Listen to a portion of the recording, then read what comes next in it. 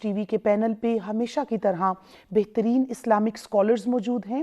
ہماری پہلی مہمان جناب رابعہ مظہر صاحبہ، آپ بہترین اسلامک سکولر ہیں، ہمارے مختلف پروگرامز کا حصہ رہتی ہیں. رابعہ آپ کو آج کے پروگرام میں خوش آمدید کہتے ہیں. رابعہ، آپ دیکھیں کہ گھر ہے، آپ کے اپنے بچے بھی ہیں، حضور علیہ السلام کے شہزادگان بھی ہیں، اور گھر کون سا؟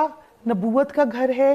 اب آپ نے آ کے نہ صرف اس کو سمیٹنا ہے بلکہ حضور علیہ السلام کی دل جوئی اس طرح سے کرنی ہے کہ سیدہ خدیجہ کے مقابلے میں تو نہیں ہو سکتی، لیکن حصہ تو ڈالنا ہے. کیا کہیں گی آپ؟ بالکل ایسا ہی ہے. حضرت سودہ رضی تعالیٰ عنہا جو تھیں وہ بہت ہی مدبر خاتون تھیں. ان کی بہت زیادہ خصوصیات ہیں، ان کا حسن اخلاق ہے، ان کی سخاوت ہے، تو اس طرح کی کئی خوبیاں ان کے اندر تھیں.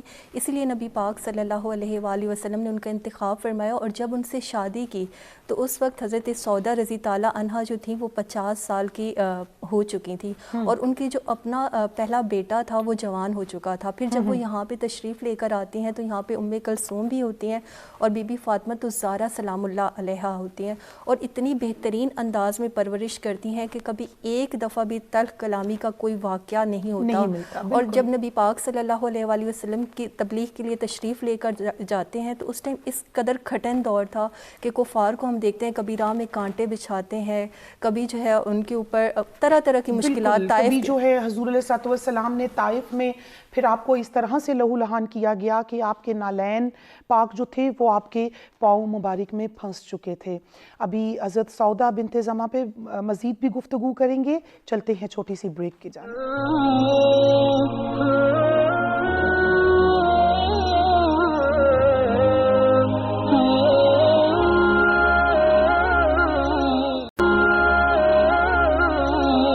جی، بریک پہ جانے سے پہلے ذکر ہو رہا تھا کہ ایسی عظیم خاتون کا کہ جو ام المومنین ہے، جو حضور کی غم گسار ہے، اور حضور علیہ السلام کے ساتھ اس وقت نکاح فرمایا کہ جب آپ کی غم گسار زوجہ اس دنیا سے پردہ فرما گئی تھیں.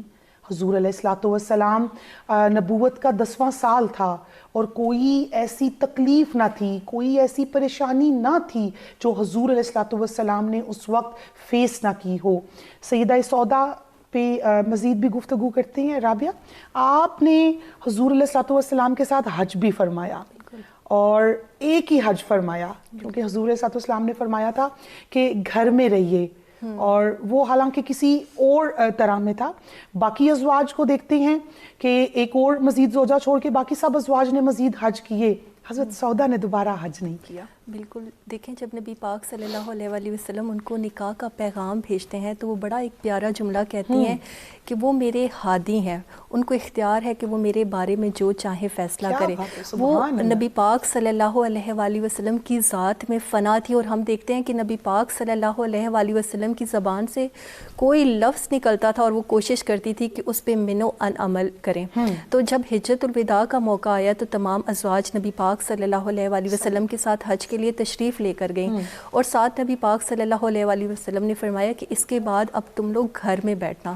تو جو حضرت سودہ رضی تعالیٰ عنہا تھی، انہوں نے اس ضمن میں تھا نا کہ آپ کے بعد جو ہے وہ کوئی ان سے نکاح نہیں کر سکتا. بالکل ایسے اس ضمن میں تھا. لیکن سیدہ سودا مطلب وفا کا پیکر دیکھیں، وفا کا پیکر تھیں، تو اسی لیے انہوں نے اس پہ ایسے عمل کیا کہ وہ اس کے بعد کبھی گھر سے نہیں نکلی، اور کبھی انہوں نے اونٹ کی سواری، جیسے کہا جاتا ہے نا سفر کے لیے اونٹ پہ کبھی انہوں نے سواری نہیں کی. تو اسی طرح باقی ازواج نے جو سفر کیے ان کے اس لیے وہ سفر امپورٹنس رکھتے ہیں کیونکہ وہ سفر بھی تمام خواتین کو ایجوکیٹ کرنے کے لیے تھے. وہ جب حج پہ تشریف لے کر جاتی یا عمرے پہ تشریف لے کر جاتی تو باقی جو کنٹری سے آئی ہوئی خواتین، باقی سٹی سے آئی ہوئی خواتین، وہ ان کے گرد جمع ہو جاتی اور حلقات العلم وہاں پر ہوتے. تو ان کا جو کردار ہے اور انہوں نے جس طریقے سے نبی پاک صلی اللہ علیہ وآلہ وسلم کی باتوں پر عمل کیا، اگر آج ان کا یہ طرز عمل نہ ہوتا تو آدھا دین جو ہے وہ ہم خواتین سے مخفی ہوتا. جی رابعہ، ام المومنین سیدہ سودا جو کہ السابقون الاولون میں سے بھی ہیں، حضور علیہ السلام کی سب سے جو اولین لوگوں جنہوں نے کلمہ پڑھا ان میں سے ہیں، اور جنہوں نے اپنی زندگی میں 2 ہجرتیں فرمائیں. یہ مقام بھی جو ہے وہ سیدہ سودا کو عطا ہوتا ہے، اور سب سے بڑھ کے آپ ام المومنین ہیں۔ سیدہ سودا کے حسب پہ، نسب پہ اور آپ کے نکاح پہ آپ اپنی گفتگو کا آغاز کریں۔ اعوذ باللہ من الشیطان الرجیم، بسم اللہ الرحمن الرحیم۔ سب سے پہلے تو دیکھیں امہات المومنین جو ہیں ان کا قرآن پاک میں 6 جگہ پہ ذکر آتا ہے، اور اللہ تعالیٰ فرماتے ہیں کہ وہ مجھ سے راضی ہیں اور میں ان سے راضی ہوں۔ تو امہات المومنین کا جو مقام ہے، جو مرتبہ ہے، وہ نہایت بلند ہے۔ اور پھر ہم دیکھتے ہیں کہ حضرت سودا رضی تعالیٰ عنہا بچپن سے ہی کفر اور شرک سے نفرت کیا کرتی تھی، کبھی انہوں نے اس دور کی کوئی عادت جو تھی اس کو اڈاپٹ نہیں کیا تھا۔ پھر السابقون الاولون میں تھی، سب سے پہلے اسلام قبول کیا، بارگاہ نبوت صلی اللہ علیہ وآلہ وسلم میں تشریف لے کر گئیں اور وہاں پر اسلام کو قبول کرتی ہیں، پھر اپنے شوہر کو اس کی تبلیغ کرتی ہیں۔ پھر حضرت آپ کے 2 نکاح آتے ہیں نا روایات میں؟ ہاں 2 نکاح آتے ہیں، ایک جو ہے ایک سکران سے ہے اور دوسرا شموس بن قیس سے ہے، لیکن ان میں اختلاف ہے۔ ان دونوں روایات کے اندر مختلف روایات ہیں۔ اور پھر دیکھتے ہیں حضرت سودا رضی تعالیٰ عنہا جو ہے وہ پہلی مبلغ بھی بنتی ہیں، اپنے میکے میں، اپنے سسرال میں اسلام کی اس طرح تبلیغ کرتی ہیں کہ ان کی تبلیغ کے نتیجے میں کئی لوگ جو ہے وہ اسلام لے کر آتے ہیں۔ پھر حضرت سودا رضی تعالیٰ عنہا جو قبول اسلام کرتی ہیں تو اس دور میں اس قدر مشکلات تھیں کہ جب کوئی اسلام قبول کرتا تو اس کے اوپر بہت زیادہ ظلم و ستم ڈھایا جاتا تھا۔ تو جب آپ کا نکاح ہوتا ہے تب بھی کوئی مشکلات میں کمی تو نہیں آئی تھی؟ اعلان نبوت کا 10واں سال بنتا ہے غالباً۔ بالکل ایسا ہی ہے۔ تو پھر جب ان کا نکاح ہوا حضرت سکران سے اور اسلام قبول کرتی ہیں تو اس قدر مشکلات کا سامنا کرنا پڑا کہ پہلی ہجرت جب ہوتی ہے حبشہ کی طرف، اس میں وہ مکہ میں ہی سٹے کرتی ہیں، یہ پسند کرتی ہیں کہ یہاں پہ وہ رہیں، لیکن دوسری دفعہ جب نبی پاک صلی اللہ علیہ وآلہ وسلم حکم فرماتے ہیں تو وہ حبشہ کی طرف تشریف لے کر چلی جاتی ہیں، اور وہاں پر اپنے بیٹے کے ساتھ اور اپنے شوہر کے ساتھ کچھ عرصہ بتاتی ہیں، اور وہیں پہ ان کے ہسبینڈ کی ڈیتھ ہوتی ہے۔ اس کے بعد وہ مدینہ واپس تشریف لے کر آتی ہیں اور دوبارہ سے جو ہے وہ اسلام کے لیے کام کرنا سٹارٹ دوبارہ سے، اور پھر آپ جو ہے دوبارہ آ کے حضور صلی اللہ علیہ وسلم کے ہاتھ پہ بیعت بھی فرماتی ہیں۔ بالکل ایسے ہی ہے۔ اچھا، یہ جہاں پہ آپ کی اور بہت سی ہم کہیں کہ آپ کو جو ہے وہ پراپر کرتی ہیں اور جو ایک منفرد مقام حاصل ہے سیدہ سودا کو، وہاں پہ آپ کی 2 خصوصیات، ایک تو آپ محدثہ بھی ہیں، آپ راویہ بھی ہیں، آپ نے کچھ احادیث بھی نقل فرمائی، اور دوسرا کہ کٹھن دور تھا جیسا آپ پہلے ذکر فرما رہی تھی، تو جب حضور علیہ الصلوۃ والسلام تشریف لاتے تو آپ کو یہ ایک ایسی بات کرتی کہ حضور مسکرا پڑتے۔ بالکل ایسا ہی ہے۔ امہات المومنین نہ صرف نبی پاک صلی اللہ علیہ وآلہ وسلم کے گھر کا نظم و نسق سنبھالا کرتی تھی، بلکہ ان کے اوپر یہ بھاری ذمہ داری تھی کہ خواتین کی تعلیم و تربیت کا بھی اہتمام کریں۔ تو جیسے مکہ میں دور تھا وہاں تو بہت کٹھن حالات تھے، لیکن جب یہاں پر تشریف لے کر آئے تو مسجد نبوی صلی اللہ علیہ وآلہ وسلم سے متصل یہ حجرے جو تھے یہ خواتین کے لیے تعلیم و تربیت کا باعث بن گئی۔ اب خواتین آتی اپنے مسائل ان کے ساتھ ڈسکس کرتی، اور پھر جو امہات المومنین تھے وہ نبی پاک صلی اللہ علیہ وآلہ وسلم سے ان مسائل کا ان کو حل لے کر دیتی۔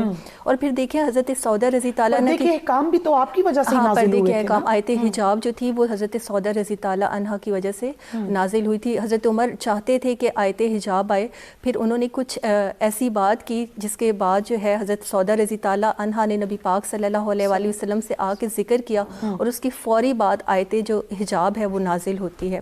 تو ہم دیکھتے ہیں کہ حضرت سودا رضی تعالیٰ عنہ جو تھی ان کے جو مزاج ہے اس میں مزاح بھی تھا، کبھی نبی پاک صلی اللہ علیہ وآلہ وسلم کو غمزدہ دیکھتی ہیں یا پریشان دیکھتی ہیں تو کوئی نہ کوئی ایسی بات کرتی کہ نبی پاک صلی اللہ علیہ وآلہ وسلم مسکرا پڑتے، اور باقی جو ازواج تھیں ان کے ساتھ جو ان کا تعلق تھا وہ بھی بڑا زبردست تھا۔ یہ قابل ذکر نکتہ ہے، آپ اس پہ ذرا ڈیٹیل سے ہمیں بتائیں۔ تو اس پہ دیکھیں کہ حضرت عائشہ رضی تعالیٰ عنہا ایک روایت کرتی ہیں کہ نبی پاک صلی اللہ علیہ وآلہ وسلم بیٹھے ہیں، ایک طرف حضرت سودا رضی تعالیٰ عنہا بیٹھی ہیں، ایک طرف حضرت عائشہ رضی تعالیٰ عنہا بیٹھی ہیں۔ تو انہوں نے حریرہ، ایک حلوہ ہوتا ہے عربک، تو انہوں نے وہ بنایا اور حضرت سودا کو کہا کہ آپ اس کو کھا لیں، لیکن انہوں نے کھانے سے انکار کر دیا۔ دوبارہ انہوں نے کہا تو جب وہ نہیں مانی تو حضرت عائشہ نے ان کے چہرے کے اوپر مل دیا جواباً، حضرت سودا رضی تعالیٰ عنہا نے بھی ان کے چہرے پر لگا دیا۔ یہ سب مزاحن ہو رہا تھا، سب مزاحن ہو رہا تھا۔ اسی لیے تو حضرت عائشہ صدیقہ رضی تعالیٰ عنہا فرماتی ہیں کہ میں نے کوئی عورت ایسی نہیں دیکھی جو جذبہ رقابت سے خالی ہو، لیکن حضرت سودا رضی تعالیٰ عنہا میں یہ خصوصیت نہیں پائی جاتی تھی۔